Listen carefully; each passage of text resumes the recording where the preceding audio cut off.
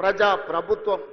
ఇవాళ ఈ వేదిక మీద నుంచి నేను మాటిస్తున్నా, 2.5 సంవత్సరాలు ఈ ప్రభుత్వం పూర్తి చేసుకునే లోపల 1,00,000 ప్రభుత్వ ఉద్యోగాలు ఇచ్చి 1,00,000 మంది నిరుద్యోగ యువకులను ఉద్యోగాలు కల్పించి వాళ్ళ కుటుంబం ఆత్మ గౌరవంతో బ్రతికే విధంగా ఉజ్వల భవిష్యత్తు అందించే విధంగా ఈ ప్రభుత్వం చర్యలు చేపడుతుందని చెప్పి నేను ఈ సందర్భంగా తెలియజేస్తున్న మిత్రులారా ఇవాళ ఆలోచన చేయండి.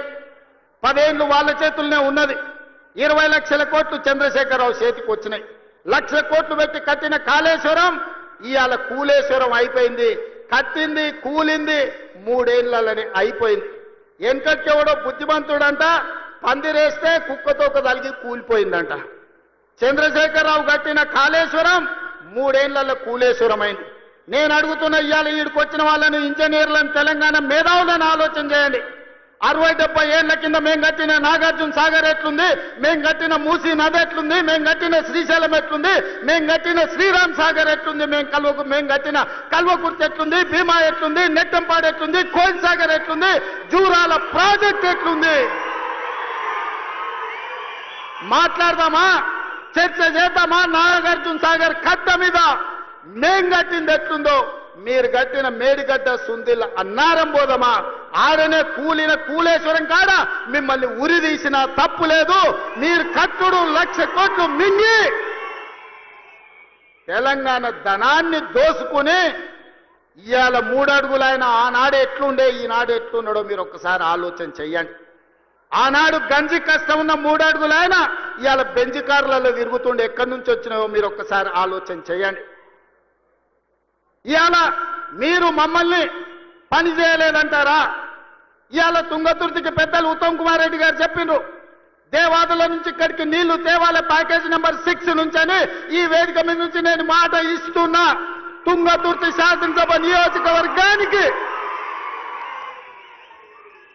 దేవాదుల ద్వారా గోదావరి జలాలను తరలించి మీ ప్రాంతాన్ని సస్యశ్యామలం చేసే వరకు మా ప్రభుత్వం విశ్రమించదు. మేము ఖచ్చితంగా పని చేసి చూపిస్తామని నేను ఈరోజు చెప్పదలుచుకున్నా. ధర్మారెడ్డి కాలువ కావచ్చు, పిలాయిపల్లి కాలువ కావచ్చు, బునియాది కాలువ కావచ్చు, SLBC టన్నెల్ కావచ్చు, ఆనాడు మేము మొదలు పెట్టే నువ్వు పూర్తి చేయలేకపోయినావు.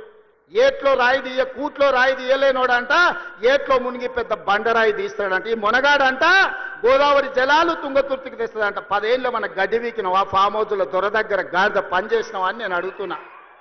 10 ఏళ్ళన్నా ఒక్కరోజన్నా ఆలోచన చేసినవా? తులసి వనంలో గంజాయి మొక్కలాక ఆడొక్కడి గెలిచి ఏకలింగం ఏందేందో మాట్లాడుతున్నాడు. ఆ కాంగ్రెస్ పార్టీ కార్యకర్తలారా మీరే చూసుకోండి. ఆ ఏకలింగంను ఇవాళ ఈ నల్గొండ జిల్లా తులసి వనంలో ఒక గంజాయి మొక్క మొలిసింది. పక్కనే వచ్చేసారి కూకటి వేళ్లతో నా గంజాయి మొక్కను బీకే బాధ్యత మీదే అని చెప్పి నేను ఈ సందర్భంగా తెలియజేస్తున్నా. మిత్రులారా, తుంగతుర్తి కాంగ్రెస్ పార్టీ కార్యకర్తల గురించి ఎంత చెప్పినా తక్కువే. ఆనాడు మందుల శామెల్కు ఢిల్లీ టికెట్ ఇచ్చినప్పుడు, కాంగ్రెస్ పార్టీ ఆశీర్వదించినప్పుడు మందుల శామెల్ నేను అడిగిన పిలిచి ఎంత ఉందని 50 ఉంది సార్ అన్నాడు. మళ్ళీ ఎస్సనగదు ఉంది మందుల శామె దగ్గర బాగానే జమ చేసిండు అనుకున్నా. 50 అంటే అన్నా 50,000 ఉన్నాయి సార్ అన్నాడు. జేబులో 50,000 పెట్టుకొని తుంగతుర్తికి వస్తే 60,000 మెజార్టీతో గెలిపించిన మీ రక్తాన్ని చెమటగా మార్చి సోనియమ్మ ఆశీర్వదించి పంపించిన మందుల శామెల్ జేబుల్లో సోనియమ్మ ఫోటో పెట్టుకొని వస్తే మీరు గుండెల్లో పెట్టి చూసుకొని భుజాల మీద మోసి ఈరోజు 60,000 పైచిలకు మెజార్టీతోని ఇవాళ ఎమ్మెల్యేని చేసిండ్రు. మందుల శామెల్ వాళ్ళందరూ నీ కుటుంబ సభ్యులు, నీ సోదరు, వాళ్ళందరినీ నువ్వు మంచిగా చూసుకోవాలి. వాళ్ళందరి కష్ట సుఖాలల్లో కలుపుకపోవాలి. ఒకరికి బాధ ఉంటుంది, ఒకరికి దుఃఖం ఉంటుంది, ఒకరికి కోపం ఉంటుంది, ఒకరికి ఆలోచన ఉంటుంది, ఒకరికి ఆశ ఉంటుంది. నువ్వు స్థానిక శాసనసభ్యుడివి, ఓపికతోనే అందరినీ కలుపుకపోవాలి. ఎందుకంటే ఆ ఎల్లా కేవలం సోనియమ్మ మాట మీద నిన్ను 60,000 మెజార్టీతో వీళ్ళే గెలిపించారు. వీళ్ళే భుజాల మీద మోసిన రాయల్లో సోనియమ్మని నమ్ముకొని ఇవాళ వాళ్ళని కడుపులో పెట్టి చూసుకోవాల్సిన పెద్దన్న బాధ్యత నీదే. ఏదన్నా సమస్యలు ఉంటే ఆ పక్కల ఉత్తమాన్ని ఉన్నాడు, లేకపోతే మీ ఎంపీ సాపు చామల కిరణ్ ఉన్నాడు, కాదు కూడదంటే అడ్లూరు లక్ష్మణ్ ఉన్నాడు, అక్కడ కూడా కాకపోతే పైన నేను ఉన్నా. మీరెవ్వరూ అధైర్యపడకండి. స్థానిక సంస్థలలో సర్పంచ్ కావచ్చు, ఎంపీటీసీ కావచ్చు, జడ్పీటీసీ కావచ్చు, జిల్లా పరిషత్ కావచ్చు, ఏ ఎన్నికలైనా మిమ్మల్ని గెలిపించే బాధ్యత, మిమ్మల్ని ప్రజాప్రతినిధులను చేసే బాధ్యత పార్టీ తీసుకుంటుంది, ప్రభుత్వం తీసుకుంటుంది. మందుల శామ్యుల్ని గెలిపించిన బాధ్యత మీరు తీసుకున్నారు, మిమ్మల్ని గెలిపించే బాధ్యత పార్టీ తీసుకుంటుంది. తొందరలోనే స్థానిక సంస్థల ఎన్నికలు రాబోతున్నాయి. వేదిక మీద ఉన్న నాయకుల ఎలక్షన్లు అయిపోయినాయి, ఎమ్మెల్యేలు అయిపోయినాయి, ఎమ్మెల్సీలు అయిపోయినాయి, ఎంపీలు అయిపోయినాయి.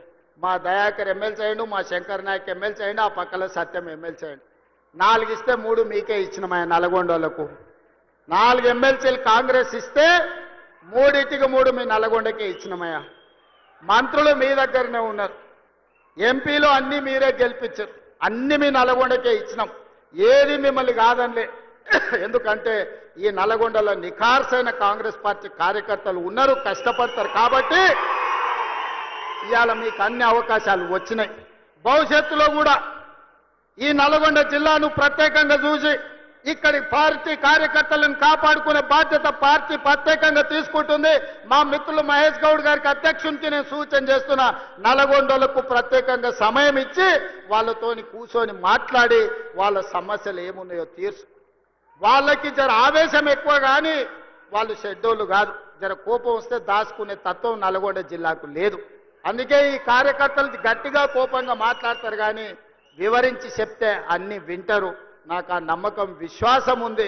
చిన్న ఏమన్నా ఉంటే మనం అన్ని కూడా సర్దిద్దుకొని రాబోయే స్థానిక సంస్థలల్లో ఒక్క గంజాయి మొక్క కూడా మొలవనియొద్దు. ఎందుకంటే మీరు అనుకుంటే ఈ జిల్లాల బీఆర్ఎస్ అనేది ఉండదు, నేల మట్టం తూడ్చేసే శక్తి మీకున్నది. అందుకే మిత్రులారా, ఇవాళ ఇది ఒక మంచి కార్యక్రమం. ఇక్కడ ఉండే మా అక్కల్ని, మా చెల్లెళ్ళని నేను అడుగుతున్నా, ఇంటికి వెళ్ళండి, ఇంటి ఆయనతో మాట్లాడండి. చెప్తే ఇంటే సరే, లేకపోతే ఆయనకు చెప్పకరి. ఎందుకంటే ఆయన అప్పుడప్పుడు అక్కడిక్కడ చూస్తాడు. సన్నబియ్యం ఇచ్చినమా లేదా ఆలోచన చేయండి. రేషన్ కార్డు వచ్చిందా లేదా ఆలోచన చేయండి. రైతు రుణమాఫీ జరిగిందా లేదా మీరు చూసుకోండి. ఇందిరమ్మ ఇల్లు కట్టుకుంటురా లేదా మీరు ఆలోచన చేయండి. రైతు భరోసా వచ్చిందా లేదా మీరు చూసుకోండి. గ్రామానికి మంచినీళ్ళు వచ్చినాయా లేదా మీరు చూసుకోండి. మీ అన్న, మీ సోదరుడు, మీ తమ్ముడు, మీ రేవంత్ అన్న ఎప్పుడు వచ్చినా మిమ్మల్ని కలుస్తున్నాడా లేదా చూడండి. ఆ ఏళ్ళ ముఖ్యమంత్రి ఎట్లుండే, ఇవాళ మీ అన్ననో మీ తమ్ముడో ఎట్లున్నాడో ఒక్కసారి ఆలోచన చెయ్యండి. అందుకే ఇవాళ ఎవరు ఎట్లున్నా 10 ఏళ్ళు మనం ఉంటాం. నేను ఈ వేదిక మీద నుంచి ఒక్క మాట స్పష్టంగా చెప్పదలుచుకున్నా. ఆశపడుతున్న వాళ్ళకు ఒంటె పెదాలంట ఊగులాడుకుంటూ ఉంటాయి, కింద నక్క కూర్చొని ఎదురు చూస్తుందంట ఒంటె పదాలు రాళ్ళు పడితే ఎత్తుకొని ఉరుకుదామని. ఇవాళ బీఆర్ఎస్ వాళ్ళు కూడా గట్లనే ఇంకొస్తుంది మాకు అధికారం అని వాళ్ళు ఆలోచన చేస్తారు. 94 నుంచి 2004 2 సార్లు టీడీపీ అధికారంలో ఉంది. 2004 నుంచి 2014 వరకు 2 సార్లు కాంగ్రెస్ పార్టీ వైఎస్ రాజశేఖర రెడ్డి నాయకత్వంలో అధికారంలో ఉంది. 2014 నుంచి 2024 వరకు చంద్రశేఖరరావు అధికారంలో ఉన్నాడు. 2024 నుంచి 2034 వరకు కాంగ్రెస్ పార్టీ కార్యకర్తల అధికారంలో ఉంటారు. 10 ఏళ్ళు తెలంగాణ గడ్డ మీద కాంగ్రెస్ జెండా రెపరెపలాడుతూనే ఉంటది.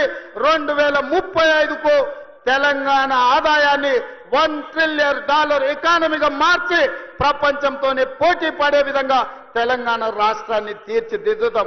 శాతనైతే మామొస్తాడో, అల్లుడొస్తాడో, బామార్దొస్తాడో, బిడ్డొస్తాడో, మొత్తం కట్టగట్టుకొని జాతంత వస్తుందో రాబో బిడ్డ మా కాంగ్రెస్ పార్టీ కార్యకర్తలు చూసుకుంటారు. మీరందరూ ఒక పక్కన నిలబడండి, మా కాంగ్రెస్ పార్టీ కార్యకర్తలు ఇంకొక పక్కన నిలబడతారు. 10 ఏళ్ళు ఎవడు వచ్చినా, ఎవడు ఏడ్చినా, ఎవడన్నా పోయి బాయిలో దుంకి సచ్చినా ఇందిరమ్మ రాజ్యమే ఉంటది, రైతు రాజ్యం ఉంటది. వ్యవసాయం దండుగ కాదు, వ్యవసాయాన్ని పండుగ చేసి ప్రతి కాంగ్రెస్ పార్టీ కార్యకర్తను వాళ్ళ జీవితాన్ని ప్రజలకు అంకితం చేసే విధంగా మన పరిపాలన ఉంటుంది. తెలంగాణ మోడల్ ఇవాళ ఎస్సీ ఉపకులాల వర్గీకరణ భారతదేశంలోనే అమలు చేసిన ఏకైక రాష్ట్రం తెలంగాణ రాష్ట్రం. అదే విధంగా 1931లో బ్రిటిష్ వాళ్ళు కులగణన చేస్తే 100 ఏళ్ల తర్వాత భారతదేశంలో